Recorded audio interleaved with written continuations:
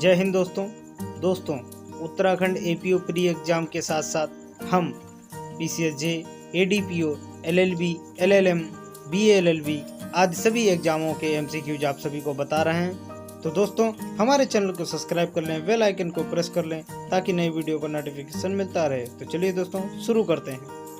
विधि विरुद्ध जमाव के सदस्यों का जो संयुक्त रूप से अपराध करते हैं, आपराधिक दायित्व निर्धारित करने वाले सिद्धांत को इंगित कीजिए। तो इसका ऑप्शन दोस्तों ये है सामान्य उद्देश्य। इसकी व्याख्या देखते हैं दोस्तों। विधि विरुद्ध जमाव का हर सदस्य सामान्य उद्देश्य को अग्रसर करने में किए गए अपराध का दोषी है। भारतीय दंड संहिता की धारा 149 इस धारा में उल्लिखित सिद्धांत को सामान्य उद्देश्य का सिद्धांत कहते हैं। नेक्स्ट क्वेश्चन देखते हैं।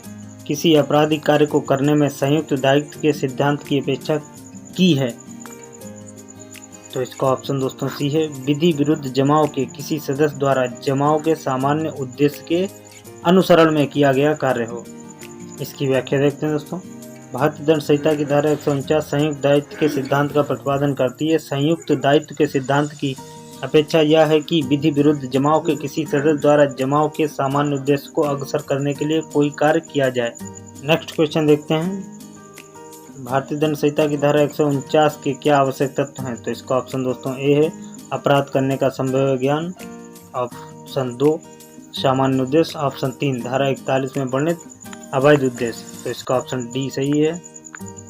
इसकी व्याख्या देखते हैं दोस्तों। भारतीय दंड संहिता की धारा 149 सामान्य उद्देश्य को साबित करने के लिए नंबर 1 विधि विरुद्ध जमाव के किसी सदस्य द्वारा कोई अपराध कारित किया जाना, नंबर 2 ऐसा अपराध जमाव के सामान्य उद्देश्य को अग्रसर करने में किया जाना तथा नंबर 3 जमाव के हर सदस्य को अपराध करने के संभाव्य ज्ञान का होना आवश्यक है। अपराध में प्रत्येक सदस्य की सक्रिय भागीदारी आवश्यक नहीं। देखते हैं। भारतीय दंड संहिता की धारा 149 जिसका संबंध संयुक्त दायित्व से है के संदर्भ में निम्नलिखित में से कौन सा सही नहीं है। तो इसका ऑप्शन बी है अभियुक्त अपराधीकृत किए जाते समय विधि विरुद्ध जमाव के सक्रिय सदस्य के रूप में उपस्थित रहा हो। इसकी व्याख्या देखते हैं। संयुक्त दायित्व से संबंधित भारतीय दंड संहिता की धारा 149 में आपराधिक कृत्य करते समय विधि विरुद्ध जमाव के सामान्य उद्देश्य में हिस्सा लेने के लिए यह आवश्यक नहीं है कि अभियुक्त उपस्थित रहे और सामान्य उद्देश्य में भागीदारी करते हुए स्वयं को किसी अभिव्यक्त कार्य में संलग्न करे। सीताराम पांडे बनाम बिहार राज्य 1976 के बाद में। नेक्स्ट क्वेश्चन देखते हैं। 6 व्यक्तियों ने एक व्यक्ति की हत्या कर दी परंतु केवल 4 व्यक्ति ही गिरफ्तार किए गए। तो इसका ऑप्शन दोस्तों ए है वे भारतीय दंड संहिता की धारा 302/149 में दोषी ठहराए जा सकते हैं। इसकी व्याख्या देखते हैं दोस्तों। भारतीय दंड संहिता की धारा 149 के प्रवर्तन के लिए सामान्य उद्देश्य को अग्रसर करने में कम से कम 5 व्यक्तियों की भागीदारी आवश्यक है, भले ही उनमें से कुछ ऐसे हों जिन्हें गिरफ्तार नहीं किया जा सका या जिनकी पहचान नहीं की जा सकी। हत्या के 6 अभियुक्तों में से 4 गिरफ्तार व्यक्तियों को धारा 302/149 के अंतर्गत दोषी ठहराया जा सकता है। नेक्स्ट क्वेश्चन देखते हैं। का सहित 5 व्यक्तियों का एक समूह एक समुदाय के सभी सदस्यों को समाप्त कर देने के सामान्य उद्देश्य से एक गांव में घुसता है। का जिसके ऊपर सभी सदस्य मत कारित करने के लिए केंद्रित होते हैं। का पुराना मित्र निकल जाता है और इसलिए का यह नहीं चाहता है कि खा की मृत्यु का की उपस्थिति में हो, जो अपने को ऐसे समूह की सदस्यता से अभी तक बाहर नहीं कर सका है, कारित कर देते हैं। इस संदर्भ में निम्नलिखित में से कौन सा कथन सही है। तो इसका ऑप्शन दोस्तों डी है। का हत्या के अपराध के लिए भारतीय दंड संहिता की धारा 302 सापठित धारा 149 के अंतर्गत दायित्वाधीन है। इसकी व्याख्या देखते हैं। चूंकि हत्या विधि विरुद्ध जमाव के सदस्यों द्वारा समूह के सामान्य उद्देश्य को अग्रसर करने के लिए की गई है, अतः का हत्या के अपराध के लिए भारतीय दंड संहिता की धारा 302 सापठित धारा 149 के अंतर्गत दायित्वाधीन है। नेक्स्ट क्वेश्चन देखते हैं। का अभियुक्त को भारतीय दंड संहिता की धारा 149 के अंतर्गत दंडित किया जा सकता है यदि ऑप्शन सी सामान्य उद्देश्य रखते हुए वह विधि विरुद्ध जमाव या उसके किसी सदस्य द्वारा सबके सामान्य उद्देश्य की पूर्ति में आपराधिक कृत्य करते हुए उपस्थित रहा हो। इसकी व्याख्या देखते हैं।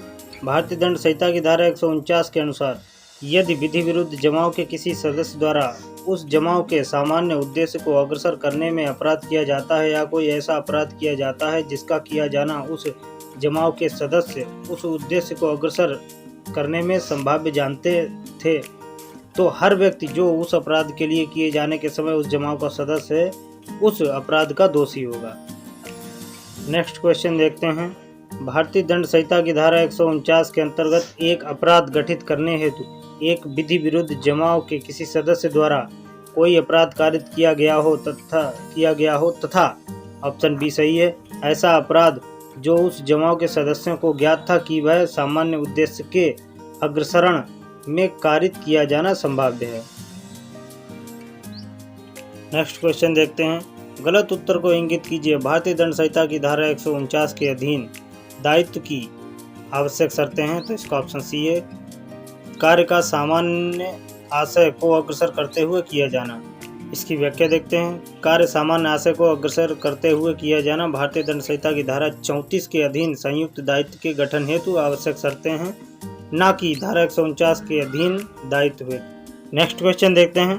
भारतीय दंड संहिता की धारा 149 के तत्व हैं। नंबर 1 अपराध करने का संभाव्य ज्ञान। नंबर 2 धारा 141 में वर्णित अवैध उद्देश्य। ऑप्शन डी सही है, 1 और 3।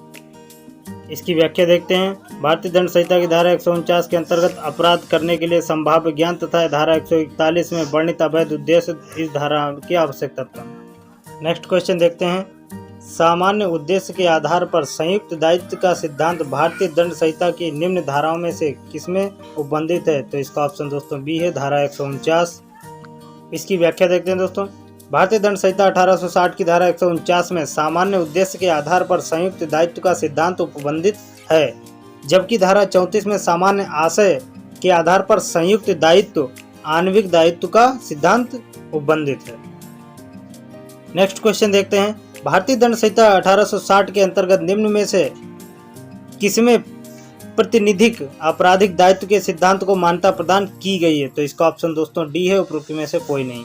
इसकी व्याख्या देखते हैं। भारतीय दंड संहिता की धारा 154, 155, 156 प्रतिनिधिक आपराधिक दायित्व को स्वीकार करती है। धारा 34 व 149 का संबंध संयुक्त दायित्व से है। नेक्स्ट क्वेश्चन देखते हैं। सामान्य उद्देश्य को अग्रसर करने के लिए कम से कम कितने व्यक्ति होने चाहिए, तो इसका ऑप्शन सी सही है, 5 व्यक्ति होने चाहिए।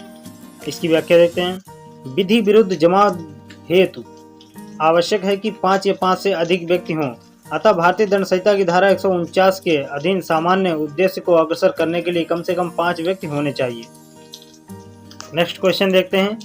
विधि विरुद्ध जमाव से अभिप्राय है, तो इसका ऑप्शन सी सही है, अपराध कारित करने के सामान्य उद्देश्य से 5 या 5 से अधिक व्यक्तियों का जमाव।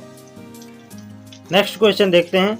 भारतीय दंड संहिता 1860 की धारा 149 ऑप्शन बी एक भिन्न अपराध उत्पन्न करती है।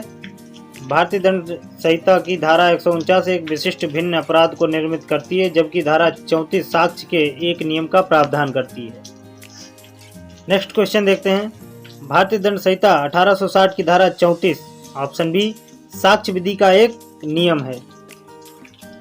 नेक्स्ट क्वेश्चन देखते हैं। सूची फर्स्ट को सूची सेकंड से सुमेलित कीजिए, तो इसको हम लोग एरो के माध्यम से सुमेलित करेंगे।